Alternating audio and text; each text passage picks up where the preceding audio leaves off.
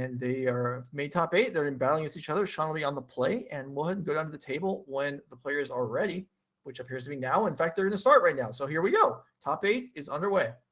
And I got to say, Joe, I think we're in for a long one here. So the Azorius control deck is very good at, has a lot of cheap counter magic, is very good at stopping the creativity deck from jamming creativity on 4. But the creativity deck, this version that Kyle is playing, is very good at playing a longer game with Torrential Gearhulk. So I think you're going to see a lot of draw go, not a lot of spells being cast, and we're just playing for the log game here.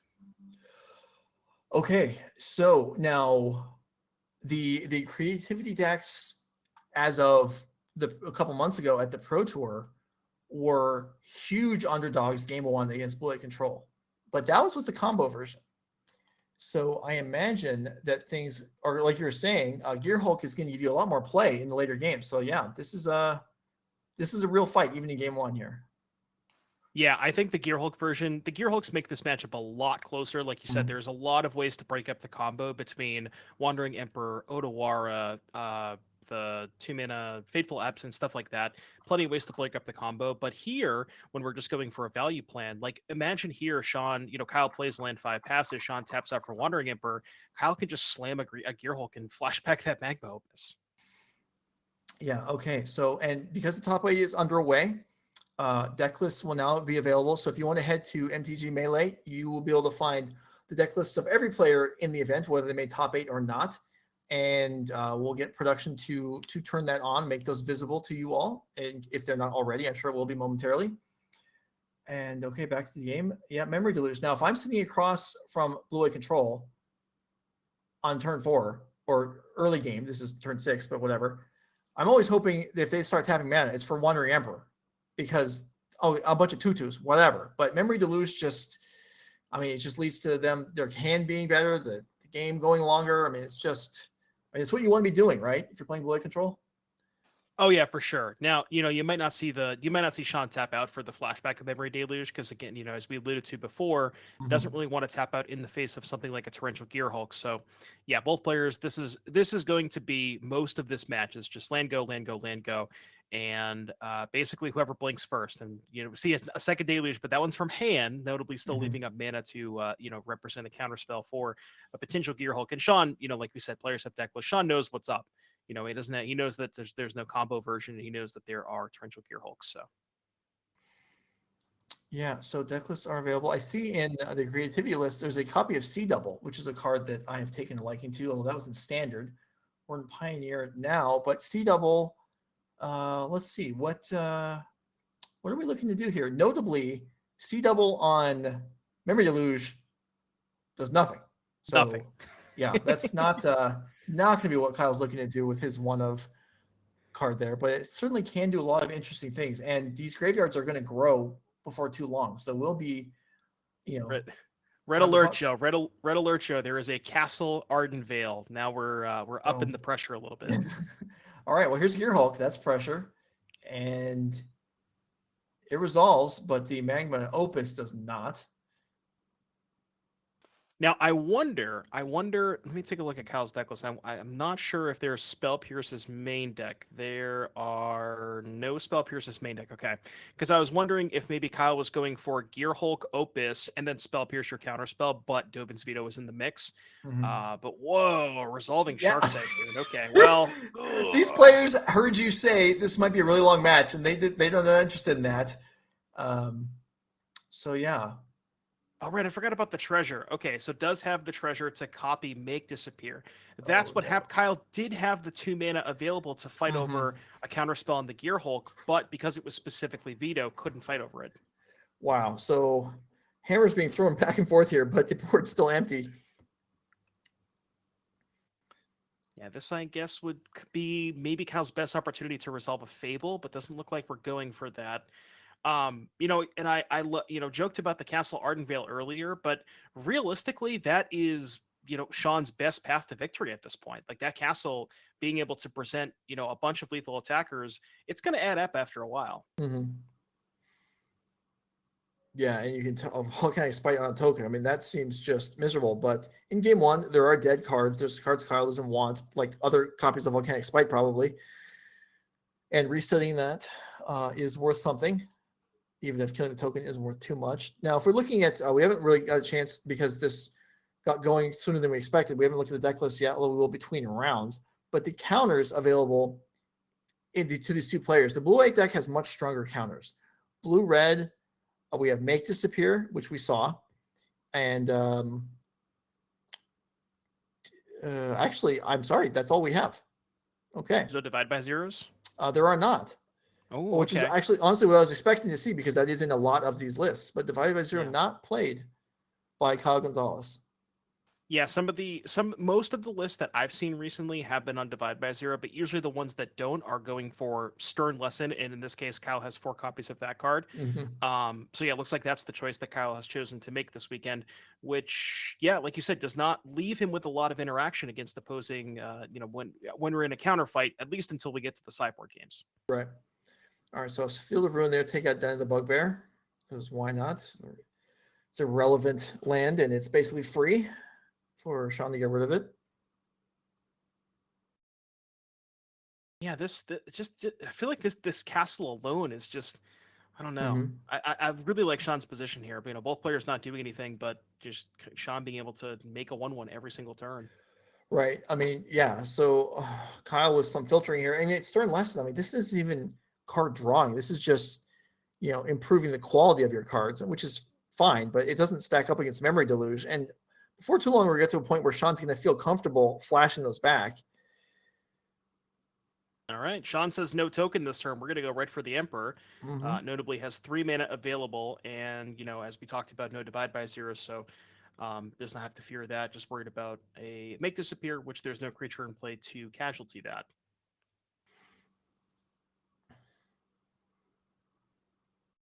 I guess in theory, Kyle could have gone Gear Hulk, Make Disappear, sacrifice the Gear Hulk, but then you're pretty okay with that exchange if you're Sean. Yeah, I would think it's gonna be tricky. I mean, yeah, Sean has better counters for sure, arguably better card drawing.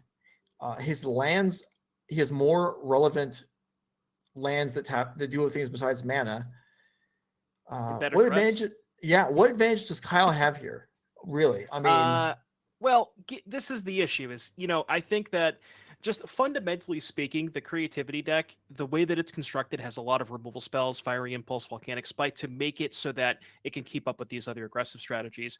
But even when you're changing your creativity target from Worm to Gear Hulk, you still are incredibly behind in this matchup, at least from a game 1 perspective. Now, when we get to post-board games, you get to see Kyle cut some of these Fiery Impulses and Volcanic Spites and maybe some Spikefield Hazards and make some upgrade card quality. But game 1 is it's a real uphill battle for Kyle. Here is a Shark Typhoon, and I believe there's only 2 copies. Yeah, there's only 2 copies in the deck.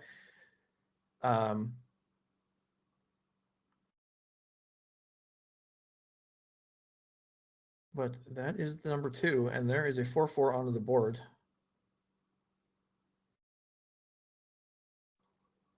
Let's look at Sean's deck list here. Just, in terms of like threats that we're looking at, like you said, the 2 Shark Typhoons, 3 Teferi 5s, 4 copies of Wandering Emperor, and then as far as the utility lands, 2 Halls, a blue castle, and a white castle as well.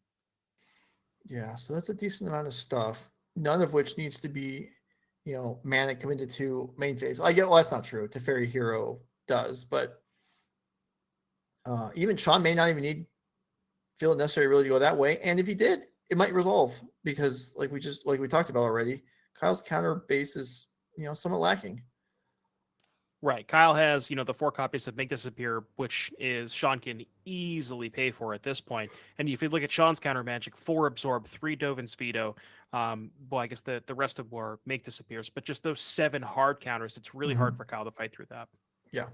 And we see Magma was there, just doesn't make it through. And Constellation is Fiery Impulse on the token. Yeah. I mean, Sean has 6 cards in hands to Kyle's 1. I'm fairly certain this game's over. Yeah, it's looking that way. When it does end, we'll get a chance to look at the sideboard, the deck list, and see what Kyle can bring to improve things. Because, even now Teferi's on the board, so Sean actually has everything. Yeah, this is what we like to call garbage time. Well, I guess if one player has all the things, the other player by definition has to have nothing, right? Which is that how that basically, works? I don't know. That's basically where we're at here. I mean, Gearhulk resolved, but where is it really getting you is the thing. Yeah, Magma Opus is very strong. If that resolves, then we could talk. Okay, so you're gonna go to the. It does. Okay. Okay, all right. Did we speak too soon? Probably not. But that is something. It's still a 5/5 shark. Notably, Kyle's life total is very important here. Kyle at 11, not 10. So that 5/5 shark is only a 2-turn clock or 3-turn clock. Excuse me.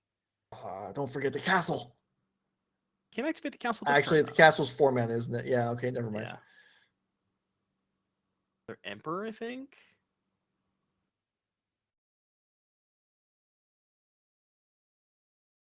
Having 1. Okay, we're gonna march the token. Makes sense.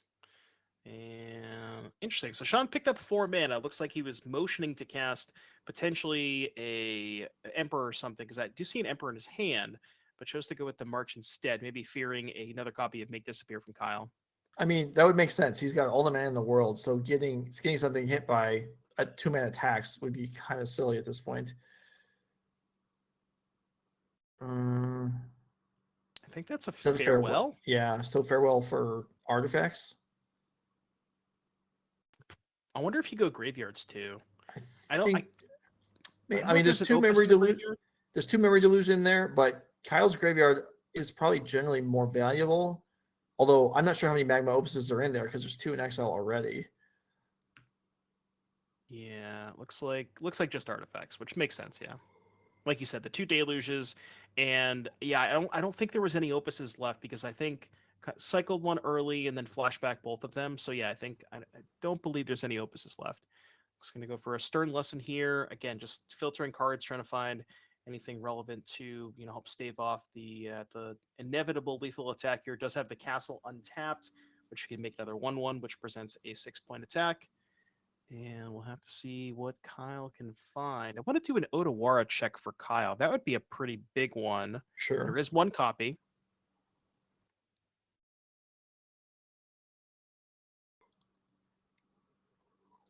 Okay, I don't think I see it in play, so it might be available.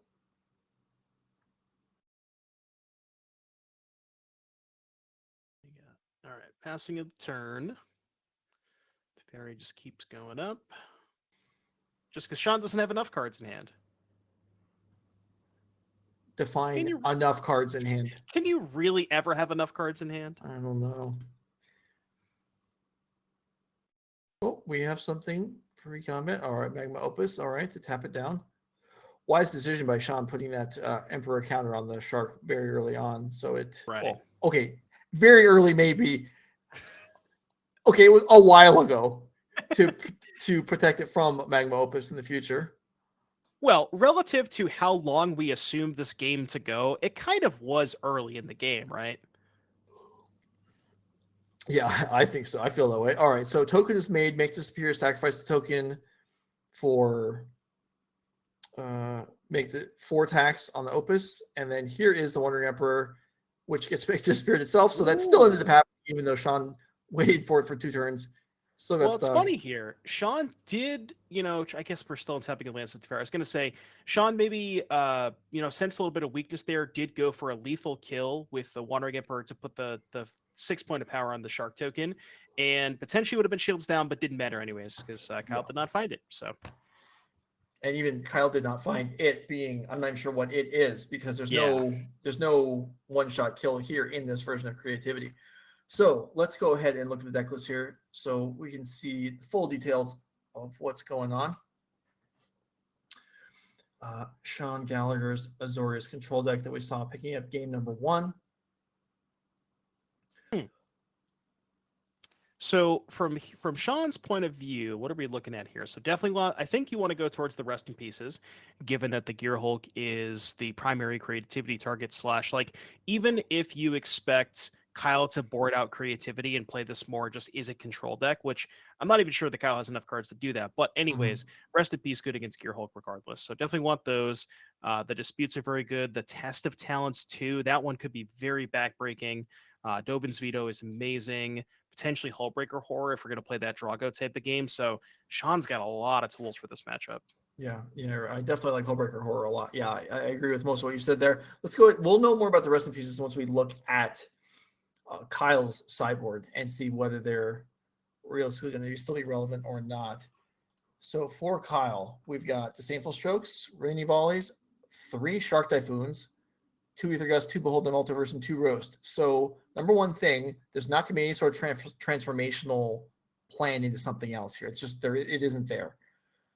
Shark Typhoon, that's obviously very good. You could win off of big sharks, but there's not even. I'm actually maybe a little surprised that there aren't some alternatives to the Gearhulks for creativities like Hullbreaker Horror. Right. Yeah, we typically see that in a lot of the creativity lists. They're usually board into Hullbreaker Horror. I've actually seen some people board into World Spine Worm as well, just as without the combo, just a value 15/15 that, if that dies, you get some 5/5s. I've seen a lot of different things, but none of that here for Kyle. So very susceptible to those rest in pieces. And, with open deck list, I would imagine that you would have to believe that Sean wants to get towards those.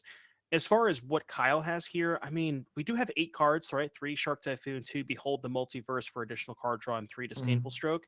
The problem here, as we talked about, Sean's deck is very good at fighting counter wars, Dovin's Veto and Absorb. Kyle's deck, not really well equipped to do that in the sideboard because these Disdainful Strokes don't really win counter wars. Right. Yeah. I mean, they engage in counter. I mean, they will require action from Sean, but yeah, the Fables obviously is a Kyle has more early plays that matter because the Fables by itself is just so strong. But other than that, there's not a lot to be excited about here. We'll see how the rest of the games play out, but this looks like an uphill battle for Kyle Gonzales, and he's down the game already. Meantime, let's go ahead and bring up the prize support. I don't think we've talked about that, at least this afternoon. So we'll go through kind of some of these housekeeping things. We want to just keep in mind, players, what's going on, or viewers, what's going on in our event, what players are actually playing for here.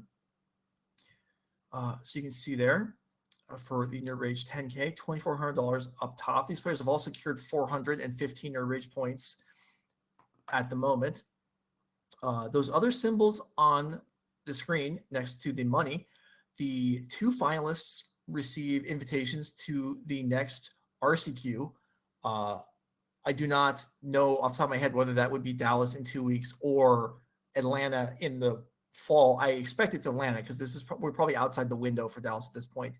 And yeah, the trophy is designating that the winner of this event earns entry into the Nerd Rage Championship at the end of the year. So a lot on the line here for these players, in addition to pride and whatever else goes into, moving through these rounds and on your way up towards, really in the end, that's what we're playing for, is to get to the championship at the end of the year. And we do have, if we have the overall leaderboard, if we have time, I don't know if the players are ready or not, but if they're not, we bring up the leaderboard and show the standings, which are dominated by Steven Dykman at the moment. Well, not going for the back-to-back. Even if one of these players, do we have? Looks like one of these players in top 8, but Steven Dykman is just within. Nobody can catch him at this point. Well, yeah. All this is all based on one weekend, so yeah. No one can catch him this weekend, probably. He did almost top 8 this event as well, but yeah, if we have somebody, do well today, do well tomorrow, they can be right up there. This is so early on that this is anybody's game. And even if you're watching at home, but you live in the Midwest region or you have a significant travel budget and you want to come out to some of the events, there's no reason why someone who didn't even go to the first 2 events can't make their way onto this leaderboard and qualify for the championship at the end of the year. And if you are considering coming out to the events, it's not just the end of the year championship invites that are on the line. We also are giving out up to 9 regional championship invites per weekend. We do have, they're calling them re-CQs, both Saturday and Sunday. I believe they are 5 round. We have this stuff on the slide. There we go. there are the primary, the Showdown on Saturday, the Trial on Sunday, which are the main events, the 10K, the 5K. There are also 5-round events on both days where I believe every undefeated player earns a regional championship invite. So that's why it's up to 9, because depending on turnout, there can be varying numbers of players that moves through those. Anyway, that took care of some of that stuff.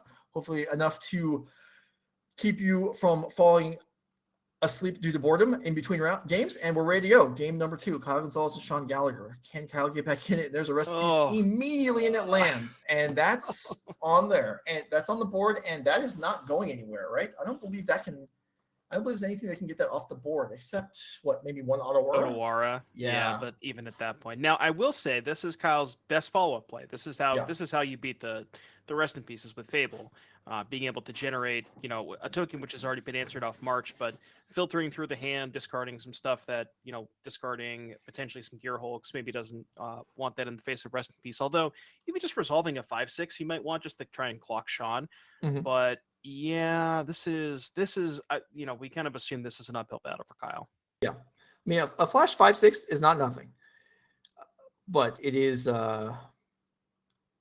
when your deck is kind of capped at making 5/6s.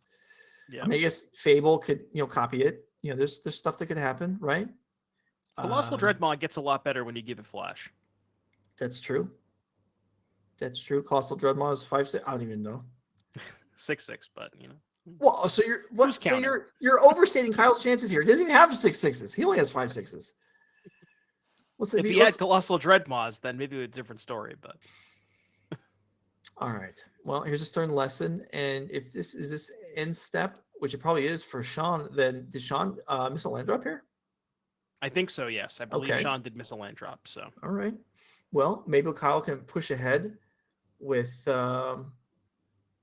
chip damage and card advantage where Sean can't keep up. If he just stumbles a couple turns, Kyle resolves a couple card drawing spells, he could be up quite a bit by the time Sean gets things going. And the one nice thing about playing the Stern Lessons in this list is the Power Stones don't typically do anything. So there have been other creativity versions that have played Stern Lesson just as cantrip or card filtering plus make a thing that I can creativity, even the versions that were playing Worm. But that Power Stone actually does cast Torrential Gearhulk as well. So yeah, and powers the Mutavault. So yeah, definitely getting some uses from that. Is that the Otawara onto play? Okay, so that rest in peace is now confirmed, never leaving the board. And there's no divide by 0, so yeah, that's the only out.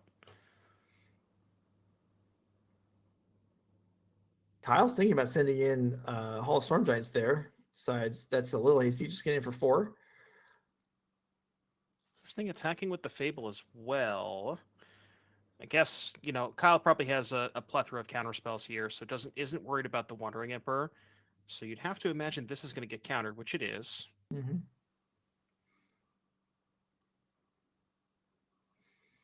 Maybe Sean can try and stick it to Teferi. Although, again, Kyle could have a second counter spell. So, yeah, and this is the thing about this matchup. We did say that we thought that Kyle was a big underdog. However, because of the presence of Fable the Mirror Breaker, if you can get one threat under Sean's counter spells and you can force Sean to play in such a way that he doesn't want to, that's where you need to be against this deck. Okay, so just the Fable comes across this turn. Can we get the life totals up? I think Sean's actually at 12. Yeah, okay, there we go. Yeah, I think so. Okay, there we go. Okay. I was kind of confused by that too. Yeah. All right, castle activation of the turn. Sean actually has the other rest in peace. I think there's just 2. He's got drawn the second one, which is flooded, worthless. Yeah, rest in peace, flooded. Sure. And okay, Den of the Bugbear. I mean, it's a real attacker. I mean, I guess Field of Ruin puts an end to that. And yeah, Kyle's not even gonna bother. Kyle could get to a position where we can animate the Den and the Mutavault and not, you can only field one of them. Mm-hmm. Obviously, doesn't want to do that this turn because still wants to hold up counter magic, but that is, a potential line down the road. Okay, and here is a C double on Wandering Emperor. So I gotta pull up C double again. I haven't seen that card in a while. Well, you haven't seen it. Hasn't existed for very long. How could you not have seen it in a while? I haven't seen once. I definitely haven't seen it double. All right, so it is actually going to become a copy of the Wandering Emperor. Oh, so you counter the spell. Or no, you copy a spell. It's just a copy. Yeah. So it okay. is exactly as if Kyle had played Wandering Emperor himself. Okay. So we're not actually countering the Emperor, but we get Sean's copy. Interesting. Okay.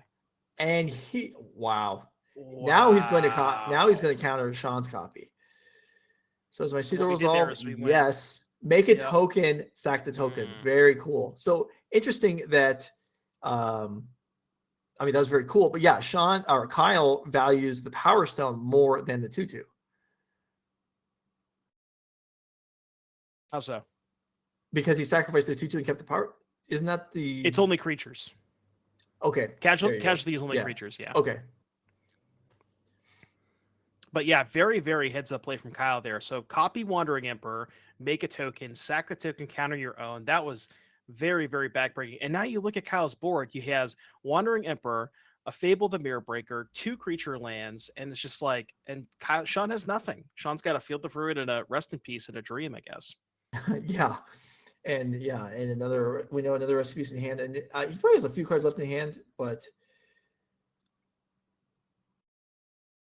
yeah, I mean, this damage total is building here. Yeah, actually, Sean has a lot of cards in hand, but I'm not sure how many of them are relevant. Little Emperor token representing the copy that is a copy of the Wandering Emperor. And how many sweepers could Sean have still in the deck at this point? Probably not that many. Those are cards that he very likely would have kept or cut. Now, the one thing I will say is Farewell is a card you might want to keep in still because of the graveyard hate. Like if you imagine that your Rest in Peace, or you can't find your Rest in Peace, and maybe later on you want to try to resolve a Farewell to get rid of a Magma Opus, that is something that maybe Sean kept in. But yeah, that's going to do it for game 2. Wow, very surprising. Wow. So Kyle takes that game down. Now, I wonder if Kyle feels like he stole that game, or if that's how he visualizes Sideboard games going when he wins. Like maybe that's just kind of according to plan. Yeah, and Kyle wasn't the play that game, was able to, just try to jam the Fable on turn 3. Sean tapped that for Rest in Peace on turn 2, which you would assume is, from Sean's perspective, you kind of would assume that would be enough because of the reliance on Torrential Gearhulk. But Kyle being able to just resolve that Fable on turn 3 and kind of just rode it to victory. Yeah, no, and the token, the initial token was vaporized instantaneously. So it was just the Mutavault and the Reflection did all the work. And the Reflection, that's probably close to a record for Reflection being on the board and never copying anything. It just attacked. That's all it did. But it was enough. 3 mana, a pair of 2. So many cards today are so overpowered compared to 15 years ago. But 3 mana, a pair of 2/2s. I mean, we didn't have that 10 years ago, but like that doesn't seem so unreasonable, and yet it crushed. Good enough. Gray Ogre. Yeah. Well, 2 Gray Ogres. Yeah. Anyway, let's see. While players are getting ready for game number 3, let's go ahead and look at the upcoming schedule. So we have our next event is in June, in Mundelein, June 24th and 25th. 10K Modern Saturday, 5K Legacy on Sunday. So we are trying to cater to the Legacy fans out there a couple times this year. But the Showdown on the Modern 10K, the 2 finalists get into the regional championship. The winner gets to the Nerd Rage championship at the end of the year, which is a full PTQ. It is not the winner of the Nerd Rage championship is not a RC invite. It is a PT invite. So even more online there. And then, so Legacy 5K on Sunday. Following that, in July, in St. Louis, July 8th and 9th, so just a couple of weeks after the previous event, Team 10K on Saturday. Players like the team events. We are offering once again, the full winning team will qualify for the end of the year championship. And then Legacy 5K on Sunday. And I think we have one more of these. August. Team events are dope. Detroit, yes, they are. Detroit, August 12th and 13th, 10K Modern, 5K Pioneer, back to kind of the more typical Nerd Rage offerings. So there you go. That's what's on tap for this summer. Hopefully you choose to go and play in some of the events, play in side events, or if you want to follow along here and just watch from home, you can do that too. If you hit follow on your Twitch button or on Twitter, whatever, the Twitch button. Yeah, the follow button on Twitch is probably exactly what we're looking for there. And then you can be notified when we go live and of upcoming announcements, upcoming events. Feel free to do so. Anyway, as I hack my way through that, back to the table. All right, now we're feeling good again. Game 3 underway. Yeah. Now Sean on the play. Notably, if Sean, something would happen last game is, because Kyle was in the play, Sean tapped that for Rest of Peace on turn 2, and then Kyle resolved the Fable. But that's not going to happen with Sean in the play. No, absolutely not. All right, so first play, Cycle Shark. I'm falling apart. Shark Typhoon for 1, and Kyle has the Mutavault again. And Mutavault did a lot of work in game number 2, taking advantage of the fact that a lot of the removal get boarded out. But like you said, this can be everything's gonna be a little tougher for Kyle on the draw. And also Sean missed a land drop, I think just once in game number 2, but it did create a little window for Kyle to pull ahead. Yeah, just that one missed land drop gave Kyle the one extra turn to flip the Fable and then also start pressure with the Mutavault. Like that one land drop was just very, very backbreaking. Mystical Dispute takes down Stern Lesson. So is that open the door for Fable to resolve? No. Definitely not.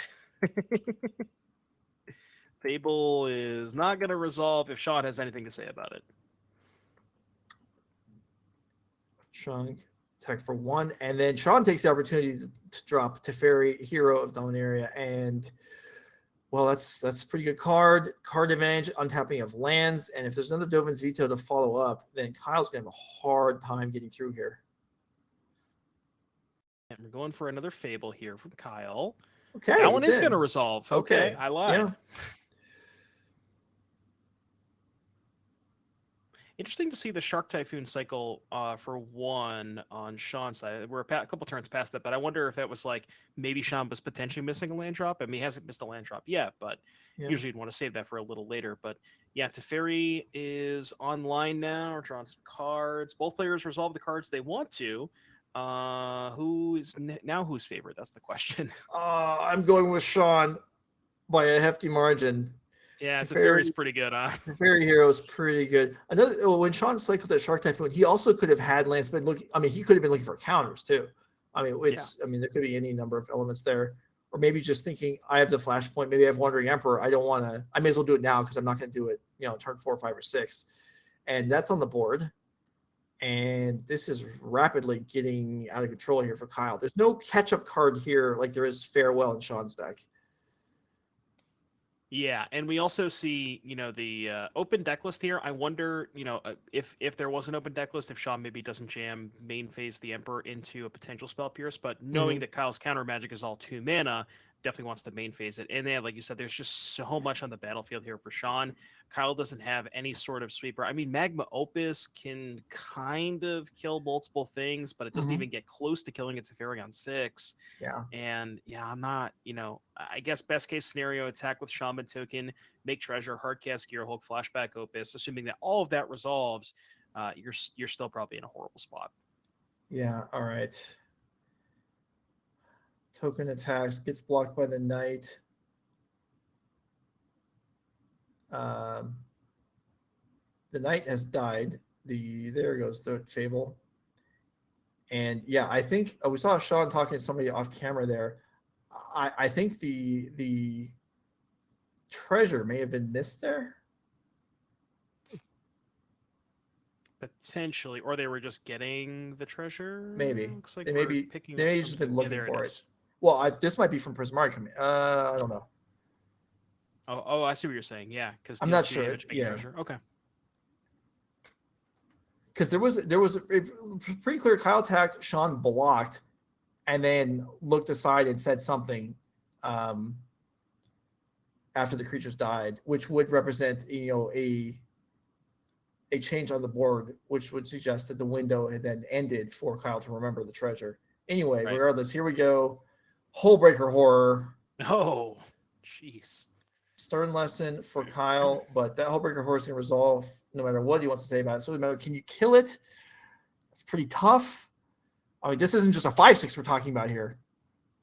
Can't disdainful stroke that. Sean is about to teach Kyle a very stern lesson. Oh boy. Right, I'll stop. Reflection is flipped now, so that's good for Kyle. That is true. Yeah. Yeah. I mean, I don't know if it beats a Hullbreaker How Horror about plus Teferi. how about C double, bounce your Hullbreaker Horror, and then bounce it off the stack? That conceivably could get Kyle out of this. Go like, oh, I guess okay. So you're out as you need to find a way to steal Sean's Hullbreaker with the C double. No. Like... If Kyle gets his own copy of Hullbreaker and then casts a spell and bounces Sean's Hullbreaker back to hand, okay. And then even though it's uncounterable, Sean may not be able to actually get it into play if Kyle continually bounces it off the stack. That's kind of a pipe dream, but we're looking here for routes for Kyle's recovery here because it's going to be tough. Even like make a reflection to copy the copy of Hullbreaker and have 2 Hullbreakers. I mean, Yes, we're going a little deep here. Hey, I mean, Sean's only at 16. That's practically lethal attack. I'm surprised Sean isn't extending the hand already. Is there even a Mutavault in there? I mean, Mutavault makes lethal, so. Well, see, that's okay. Sean's killing the Mutavault to prevent that from happening. You know, he's covering all the angles. He's 2 turns ahead of us. So in Sean's head, the C double has already resolved. The copy of Hullbreaker has also already resolved. The Hullbreaker is back in Sean's hand, and now we're playing, presuming that has already happened. I see. Mm-hmm. Yeah. Certainly easier to just prevent all that from happening by, taking out the Mutavault and drawing Dovin's Veto, which I believe Sean has in hand. And so this Hullbreaker Horror is just waiting for something to bounce. Meanwhile, Teferi's at 8, which is kind of the launching point for the death of the rest of Kyle's board. As if there wasn't enough problems already. Yeah, I mean, we're kind of having fun here, but Kyle Gonzales fought hard, top 8 of the event, but the run, I believe, is over here. Might take a few more turns, but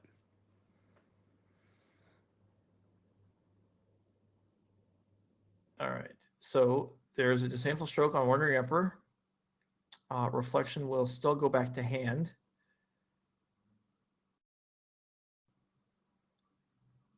Recast the Fable. It's got to be good, right? I heard Fable was good. Surely it's good enough on this board. All right, make disappear. Okay, so now indicating Hullbreaker Horror. Okay, bounce the token.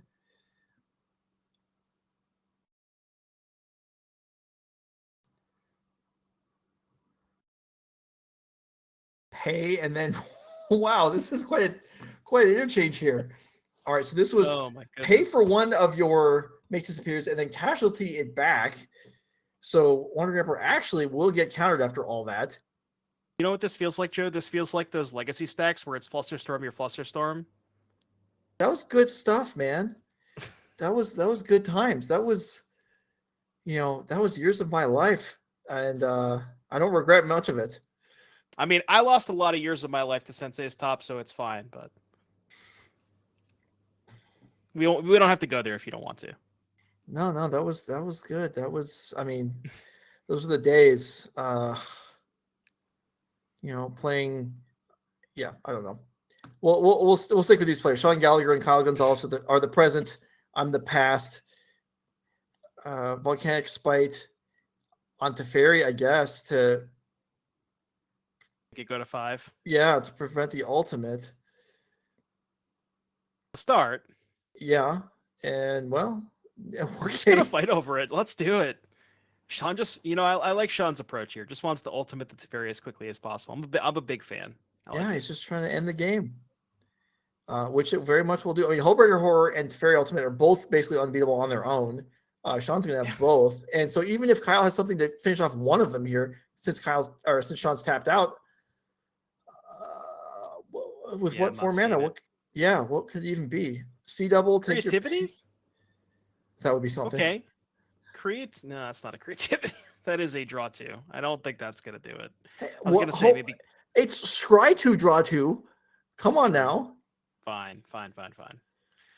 There is a Magma Opus, so I was thinking creativity Magma Opus to like deal 4 to Teferi, but then just the Hullbreaker Horror still, I don't know. It's a lot. It's a lot.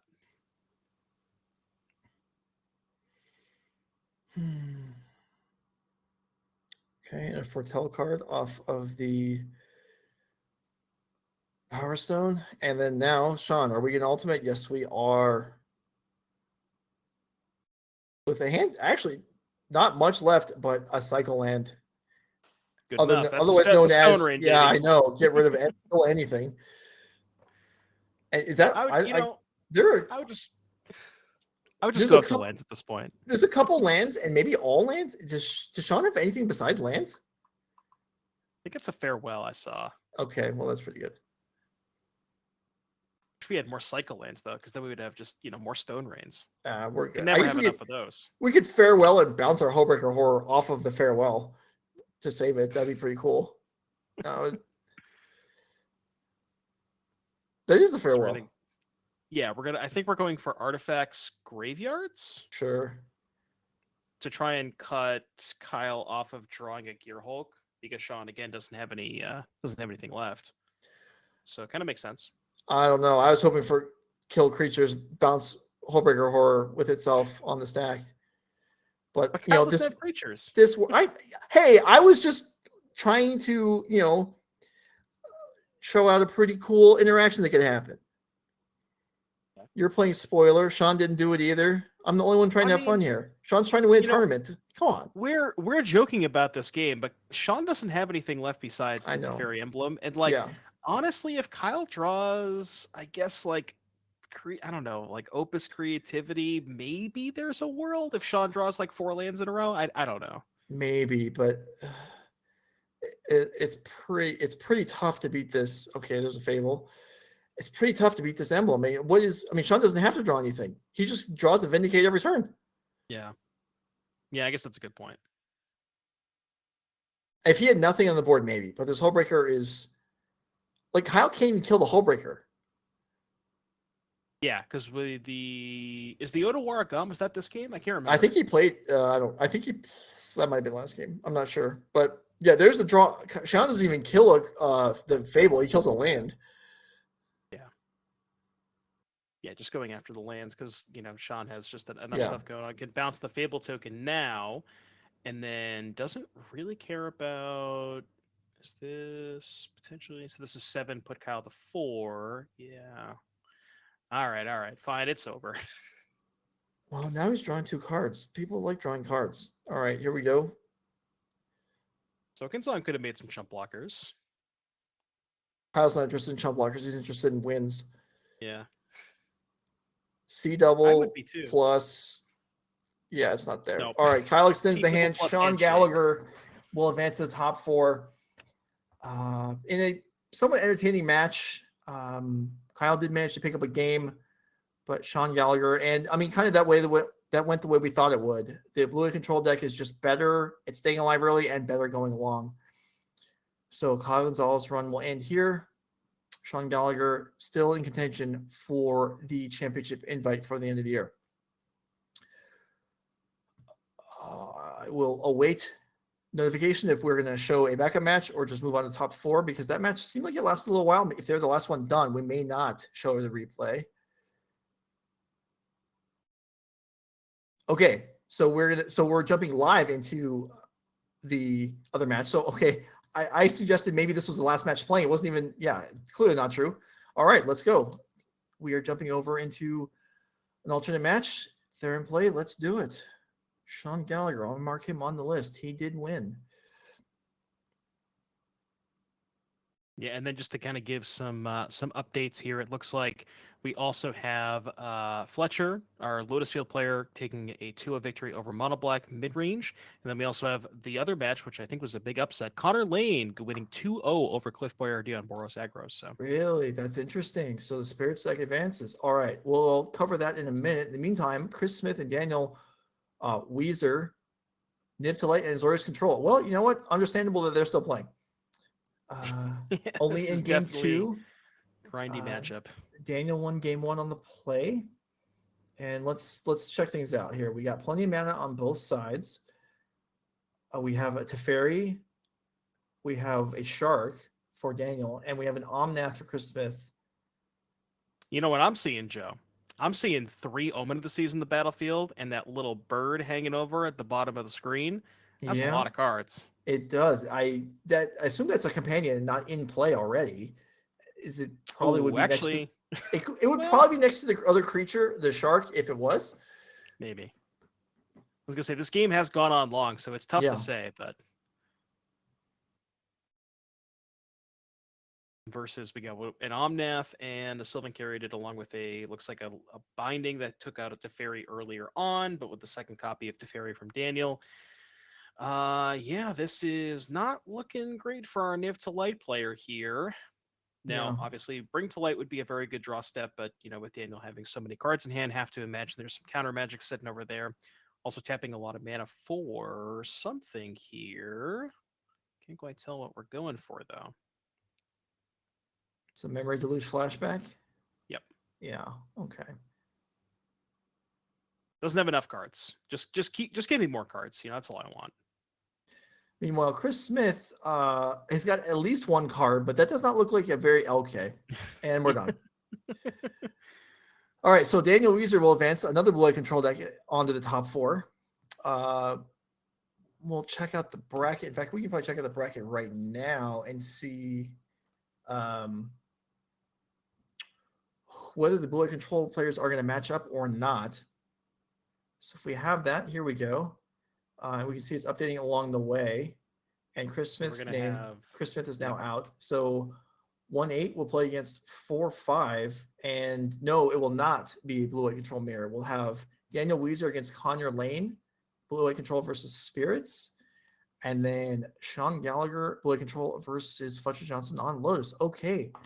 4 players left, 3 matches in total to go to crown our winner. This is Nerd Rage Gaming, Pioneer 10K. Thanks for being here. We'll be right back.